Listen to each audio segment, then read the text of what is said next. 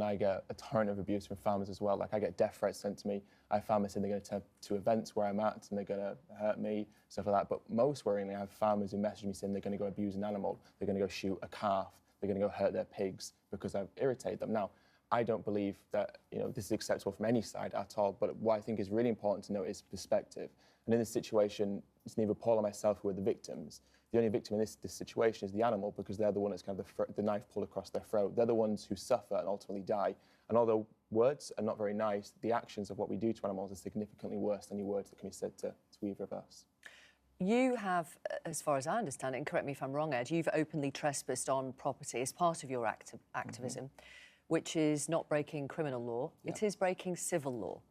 Why don't you do what other people do when they object to something, which is write to your MP, write to the Environment Secretary, get a debate going and try to get the law changed using the normal democratic process? Well, if we look at any social justice movement throughout history, laws have always been far behind, and laws always kind of are struggling to catch up with the activism of its time. Granted. Now, as you say, trespass is a civil offence, it's not a criminal offence. I think this whole idea that farmers are using fear of trespass is a distraction, and they're not scared of the trespass, and what they're scared of is what the footage and the information is showing. And because of trespass, a civil offence, we're showing a whole hidden industry that, I mean, Paul said that farming is transparent. It's anything but transparent. The things that we do to animals in terms of the mutilations are not transparent. What happens in slaughterhouses is not transparent. And even on a dairy farm, things like the male calves and the female calves being separated from their mothers, many people don't know that. In fact, Respond to that. Well, back on my farm, Ed, we are transparent. You know, I enjoy using social media to show people exactly what we do. Many farmers also engage in events such as Open Farm Sunday, which is a time of the year when we can open our gates and invite the local community to come around and have a real look at what we're doing. What I would suggest is that activism is perhaps discouraging farmers from doing this. So although you may ask for an open, transparent way of looking at farming, when we do provide this, the counter effects that we receive is the distressing instance I've just told you about. I mean, do you show the people that come to your farm things like the artificial insemination? Do you show them what happens to the calves? Do you show them the pens they're kept in for up to 8 weeks at a time, where they're not allowed to see their mums, they're not allowed to nurture, they're not allowed to socialise? Do you take them to the slaughterhouse as well and show the knife being pulled across their throat? Or do you keep that bit hidden and just show kind of the cows grazing and being fed? I like to think that we show everyone the full spectrum of farming. Do you, or you either do or you don't? Well, I like to think that we do, yes. So do you show the people that come to your farm what happens to the dairy calves that are taken from their mother? Yes. And do you show the fact that they suckle on people's fingers because they want to suckle from their mother to obtain the milk that we take that is rightfully for them? Well, the arguments that Ed's portraying are some of the management practices that we use on farm every day.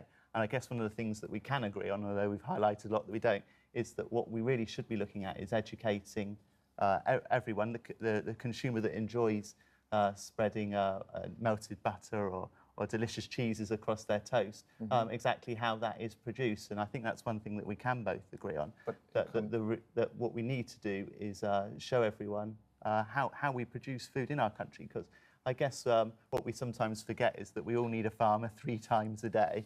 And the truth is that 98% of people enjoy consuming cheeses and butters and yogurts. So let's get out and show them really how that is properly done. Ed, coming back to you, I mean, this footage is online. If people want to see it, they can see it. But people don't want to see it because they know that what's in the footage is upsetting. Right. And that's their choice. And then they can carry on eating meat without waking up at night. If it's not good enough for your eyes, why is it good enough for your stomach? If you can't face the reality, how can you morally justify paying for it to continue? It's their choice. What about the choice of the animals who have a preference to live their life? You see, we can eat other things. It's not a necessity for us to eat animal products. We can survive and thrive on a plant-based diet. So, in effect, it's unnecessary. So these animals should be given their preference, which is to live their life without our exploitation of them. What is your ultimate goal? So the world that we want is ideally a vegan world. So that's a world where people understand that the exploitation of animals is unnecessary and has no place in contemporary society.